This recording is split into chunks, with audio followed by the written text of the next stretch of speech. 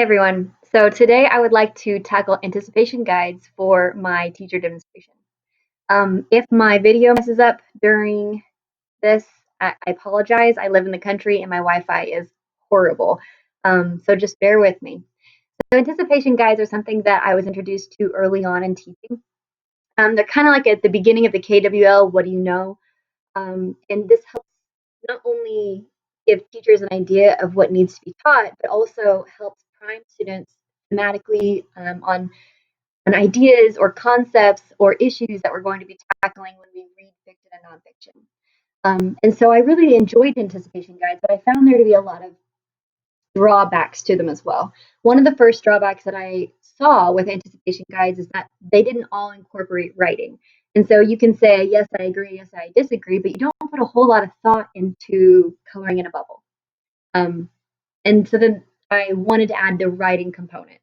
And then I added the discussion component because, just writing about something and circling a bubble doesn't always really give other students the opportunity to hear what everybody else's, concepts, what everybody else's viewpoints are. And it's really important that we don't just argue on Facebook about our viewpoints, that we actually have discussion in real life about it. And so I added that component too. Now, finally, what I noticed is even though we're coloring in bubbles, even though we are writing about it, a lot of students don't voice their opinions. You've got a lot of shy kids. I mean, about 80% of your class doesn't do a lot of the talking, right? You have that 20% of your students who raise their hand and answer every single question. So I would read what some students wrote and think, wow, they really should have spoken up. They had a wonderful idea, but there is no way in heck that they're going to sit in front of the whole classroom and talk, while they feel crickets chirping in the background. And so I tried to think of what is a way that I can modify the anticipation guide to make it more inclusive. Before I begin, I'd like to show you the links that I have. Here's my lesson plan. It really goes through what I'm going to talk about today, but more in depth. And so if you're interested in reading in my research, if you're interested in looking at that, that's going to be linked. Also linked a PDF of this PowerPoint, and so you'll have that as well. The launch slide, the actual anticipation guide itself, okay, that I created. And then finally, I've also linked the agree, disagree, kinesthetic activity. So those are all there. And again, if I've not mentioned my name is LHagerman, and today I'm going to talk to you about anticipation guides. So, what is the central focus? What is the whole point of doing this activity? Well, the central focus is to engage students in learning and expressing themselves through writing, moving, and speaking.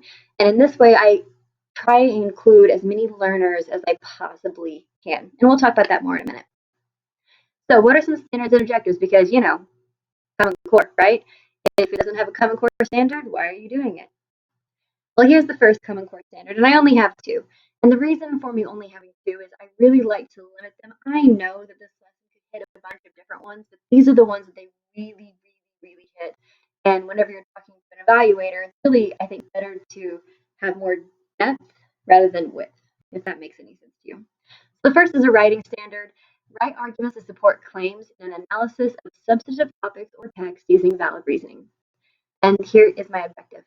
Given an anticipation guide, students will determine the extent to which they agree or disagree with substantive topics explored and critiqued in Golden Age science fiction by shading the appropriate bubble.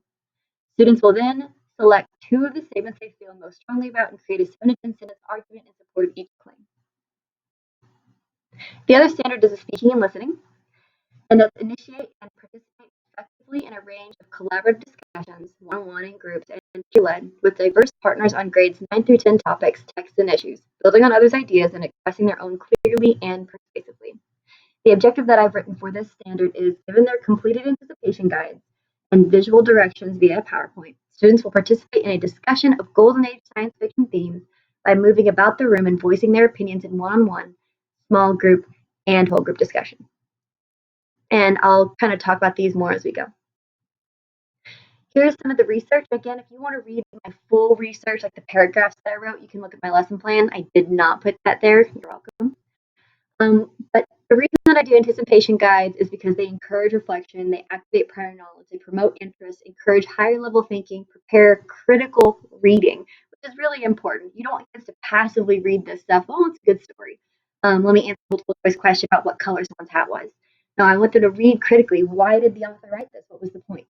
And then also to enable written and verbal expression of ideas. And then why did I add the kinesthetic component? It's because it's inclusive. It includes all students. I even have students who are chair-bound who can still participate in this activity. It increases brain activity. We all know that if you're sitting for a really long period of time, your brain zones out. And then 15-year-old kids can basically sit for 20 minutes without some sort of physical activity to re-engage the mind. This eases stress, it encourages discussion, it develops social cues and communication skills, and then also it promotes growth. So this kinesthetic component has been something that I found to be really, really, really beneficial. So here's what you need to complete this lesson. You need the lesson plan, the instructional launch slide, the anticipation guide handout, the kinesthetic anticipation activity PowerPoint, and then sticky notes. All of this, again, is linked to our D2L, except for the sticky notes, because can't do that. So here's the instructional launch slide. This is what the students will see when they walk in the classroom. It'll be up on the smartboard. I hope everybody has a smartboard. This is just a screenshot of the anticipation guide handout that they will pick up when they walk in the door. And then this is a screenshot of one of the slides for the kinesthetic anticipation activity. And so I'm going to talk with these more in depth. I just wanted you to have a very good visual of what these look like. So here's some accommodations. One of the reasons I really love this activity is because it hits the auditory kids. Discussion, they're not only writing about something, they're hearing what other people are saying about it. And so that auditory component is there. It's visual.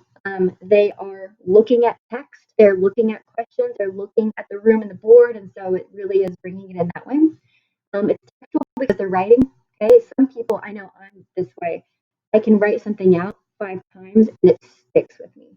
I could see it 100 times and I wouldn't be able to remember it or hear it 100 times. So that textual component is there. It's kinesthetic, so those really, really active learners, which if you do a survey of your high school classroom, most of those kids are going to hit kinesthetic, at least a little bit. Okay, and then it hits the extroverts and your introverts. And anything that can hit your auditory, visual, textual, kinesthetic, extroverts, and introverts, good lesson. All right, we're going to go ahead and do this together. The first thing that the students will see when they walk in the classroom is this launch slide, and it is on the screen of the smartboard. Okay. Typically, I have music playing on days that I want them to know that they're walking in and getting started. Okay. You can do classical piano or classic rock. Either of those for me are universally liked, and they're not distracting. Okay. Because they don't have a lot of curse words, right? They're good music people can have on in the background. I have music playing, this on the board, and they know when they see this, grab the handout that is on the desk and then to respond honestly. So I'm asking of them. Okay, at the same time, if you would like to open the attached anticipation document, or you can follow along, I put the questions inside of this present. All right, first question that they will be asked, or the first statement, I guess, is we should always try to advance technology even if we don't perfectly understand it. At this point in time, the students only have to circle or color in if they strongly agree, neutral or uninformed, disagree, or strongly disagree. Now, not all anticipation guides have this neutral or uninformed section. I really like to include it because it's important that students know that they can say, I don't know. A lot of times when I teach it, they ask me a question. I don't try to make something up on the spot. I try and say, you know what? I don't know. Let me learn more about it. And so I really like having that little bubble there for them to use. Okay. Go ahead and in your head, if you want to, select the bubble that you agree with or disagree with. We are better off than our ancestors because of technology. Strongly agree, neutral, uninformed, disagree, or strongly disagree. Technology is mostly beneficial to man.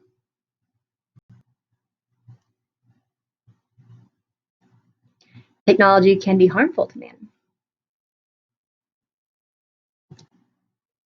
Using nuclear weapons on Japan was the right thing to do. All countries should destroy their nuclear weapons. Communism is a real threat to the world. The US should not have gotten involved in Vietnam. The US won the Cold War. Okay, these are the questions that the students are asked. These are all themes and ideas that Golden Age science fiction writers approach in their text. And so these are all ideas that I'd like my students, before they read, to have an idea of how they feel about it. Now, after they've colored in their bubbles, I ask them to please select the 2 statements they feel most strongly about and to logically defend each position in 7 to 10 sentences. And they know, if I'm going to grade them for grammar, that I say that, watch your spelling, watch punctuation. This is just reflective. It's writing to learn. I want them to learn about themselves, to learn about their own opinions, and to get that not just abstractly floating about in their heads, but put it on paper. Because when you put something on paper, it feels more concrete, it feels more real, and so your opinions really take shape. Not really here, but I think on that paper. I give them about 20 to 25 minutes to finish this entire thing. And then once every student is finished, we do our next component, which is my favorite part. Okay, so they have their sheets in hand, and I put the questions on the board. And I say, okay, according to what you wrote on your thing, we should always try to advance technology even if we don't understand it. And this directional gives them an idea of where to go on the room. Do they go to the agree side or do they go to the disagree side? If they're neutral, they stay in the center of the room. And so they follow these arrows according to what bubble they filled in. And then once the whole room has moved to their chosen location, I say, okay, did anybody write about this response? And a person might raise his or her hand, or someone might not say anything. And so I'll say, well, why don't you guys talk amongst each other? Talk about the people that agree with you. Why don't you ask them what they said and what they thought? And so I give them a few minutes to sort of talk to one another in just very small groups. And then I'll ask again, did anybody write about this? Did anybody have anything cool to say? And that's when we'll have kids raising their hands. Sometimes it's your normal kids, but sometimes it's the kids that you don't expect to raise their hands because they've already validated their opinion in a small group setting, and then now they feel free to share it amongst each other. And I give about 5 minutes for open debate on this, very respectful, open debate. And some questions, there's no debate on. They're very, very clear, and they don't have anything to say. Some of them might take longer than 5 minutes. That's totally up to your discretion. So once you go through all of the PowerPoint slides, you give about 5 minutes. They move about the room. You have them move back to their seats. And the reason that the sticky notes are there is so they can just write a smiley face. Did you enjoy today's lesson? Sad face, if they were confused still, or if they needed any help with anything. This lesson is, again, we do this again at the end of the unit, and it's very interesting to see how they change and where they move to the room. And then we just talk about, in that 5-minute debate after each question, we talk about, why did your opinion change? What made you think differently about this topic? All right, so that is my demonstration. I know it's kind of a different modality because we can't, obviously can't walk around inside of our computers. But one of the reasons I just really like this activity is because it gets them thinking, and then it gets them writing, and then it gets them moving, and then it gets them discussing. And you go from having kids who maybe didn't think they had an opinion about communism, or maybe they really never thought about the benefits and negatives of technology. And now they have not just thought about it, they've written about it, talked in small groups with one another, and then maybe even talked as a whole group and then debated opinions. I do this lesson also before we read 12 Angry Men. And so we discuss topics like the death penalty, the criminal justice system, we talk about court systems. And so that's a really fun lesson to do this with too.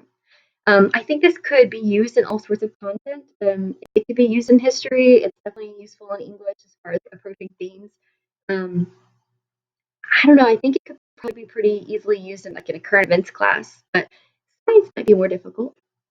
I think you could do some really cool stuff with science, though. Anyway, I don't want to take up too much of your time. If you have any other questions, please let me know, and I hope you have a wonderful day.